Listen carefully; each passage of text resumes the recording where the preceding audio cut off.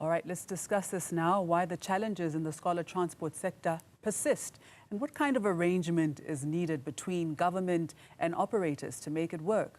Secretary General for the Greater Gauteng Learner Transport Organization, Sibongile Maseko, joins me this morning to weigh in. Sibongile, good morning. Firstly, your organization has been at the center of protests and the boycott. What exactly is happening right now in Gauteng regarding scholar transport? Good morning to you and good morning to your viewers.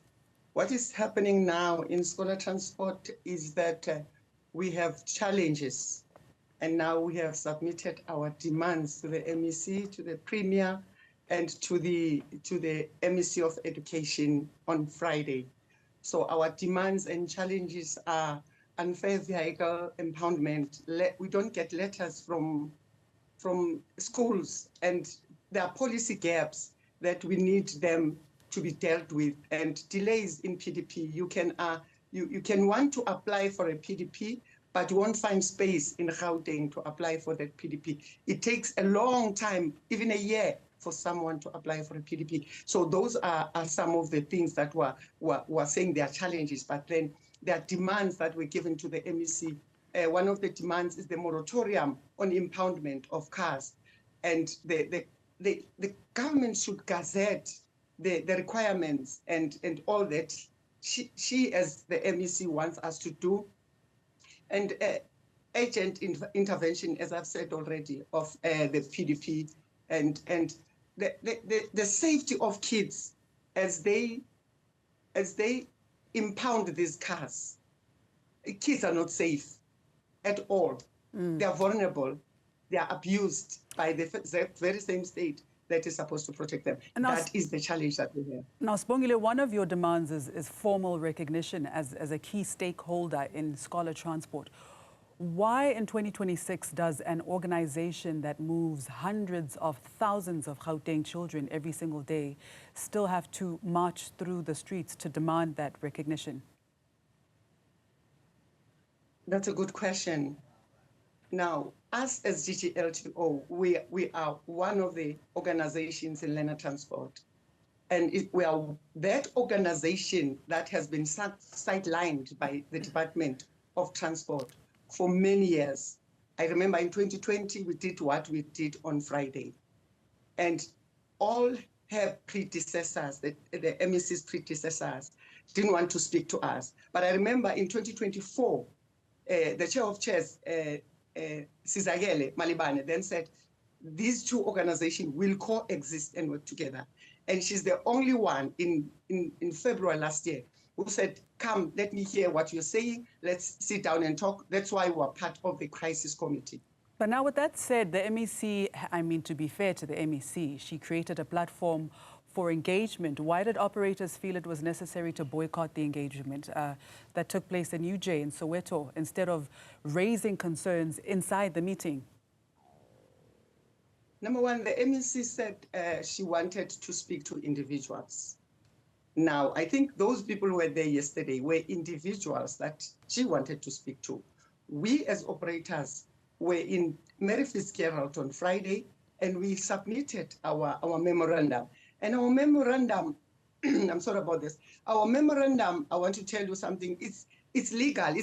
It has legal implications. You can't just sleep and wake up tomorrow and say, yes, I'm going to respond. If I was the MEC, I was going to see I was going to look at what happened on Friday and call my management from HOD to the lowest manager and say, let us sit down and strategize on how to deal with learner transport. Not to wake up and say, I'm going to respond to their... She was supposed to go and go to the legal department and say, how do we deal with this thing? So but Sibongile, that was the purpose of Friday's engagement. I mean, that was the whole purpose, was to give the platform and the space to sit down and engage. It's almost as if you want the engagement, but then when the MEC creates an opportunity for engagement, you don't want to engage.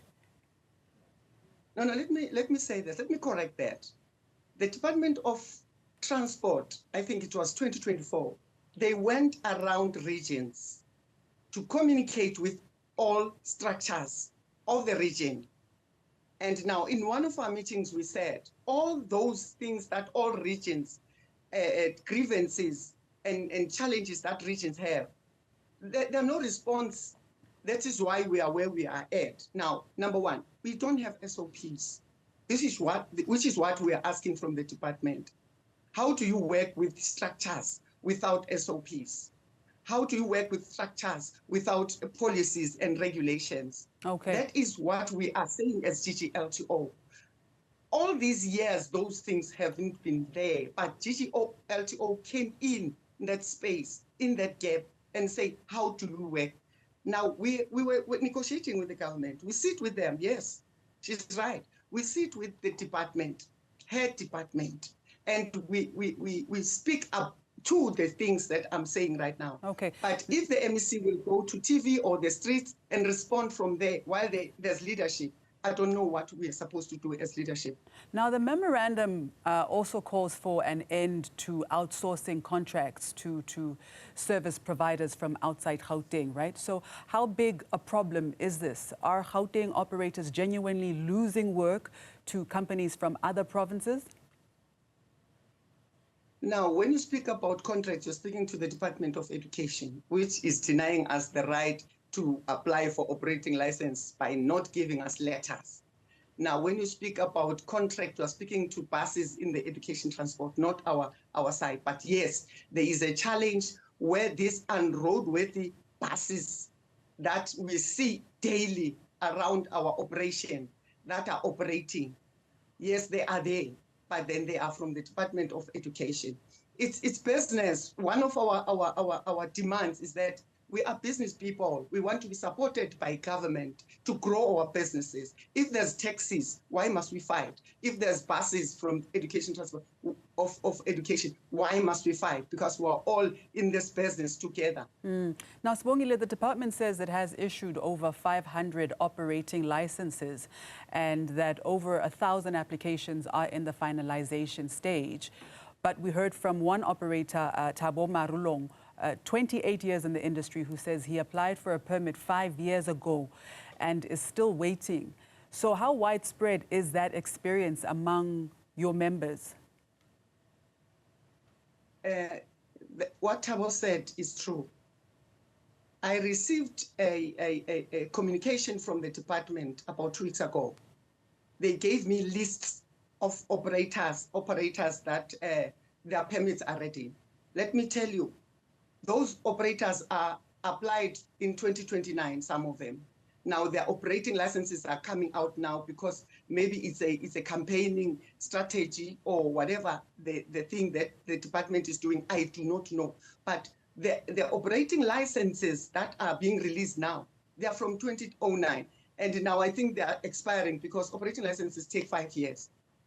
Now, let's talk about the main character in this whole entire scenario, the scholar. How widespread is the impact right now? Are learners being affected directly by the standoff? Yes, they are partly, yes, they are. Yeah, they are. Including parents. We have parents who are there, who are marching with us.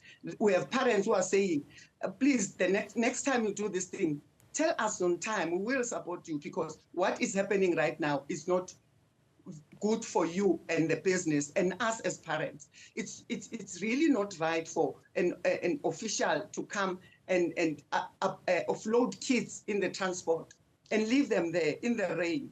It's not right. They leave them there.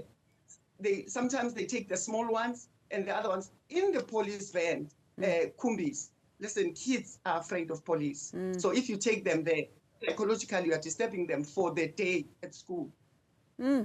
Now, so they are affected. Parents are affected. The department also says that some applications are delayed because of incomplete documentation. So in the past 2 weeks, over 600 application forms were collected from departmental offices, but only 54 completed forms were returned. So the MEC seems to be suggesting that operators, that you're not doing your part. What is your response to that? You know, us as GGLTO, we are committed to compliance. We have been preaching this thing even in our social media platforms and in our meetings. It will be difficult for people to apply for operating license right now. Number one, I'm talking about Department of Education. We don't get letters from schools. Now we speak about requirements that are changing daily.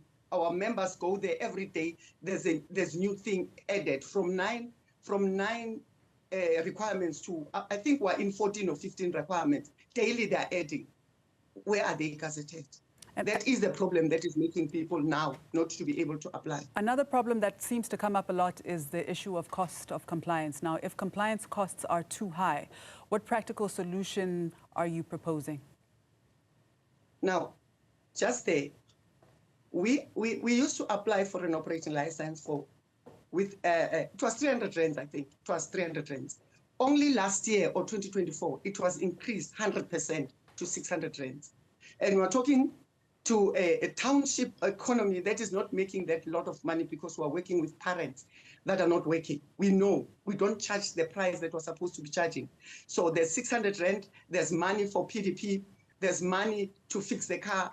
It's a lot, but we are trying. We want to comply. Now, you speak about parents. Before we let you go, Sibongile, what do you have to say to parents who are afraid to put their children into scholar transport vehicles right now? Can you guarantee that every vehicle under your organization meets roadworthy standards? Very briefly. Yes. Parents, they know, I tell them all the time now, TikTok account, parents, your driver should comply. You should know that the driver has a PDP license, the DISCA 2, COF, and the car must be clean. The car must be roadworthy. That is our cry as GGLTO. All right. Sibongile, thank you so much for your time. That was Secretary General for the Greater Gauteng Learner Transport Organization, Sibongile Maseko. On the back of that question, in our poll question this morning, we ask you, how should the scholar transport challenges in the country be resolved? Is it through adequate regulation? Is it through government nationalized systems? Is it standardized procurement funding? Do engage with the poll by scanning the QR code on your screen or via our social media pages at Newzroom 405.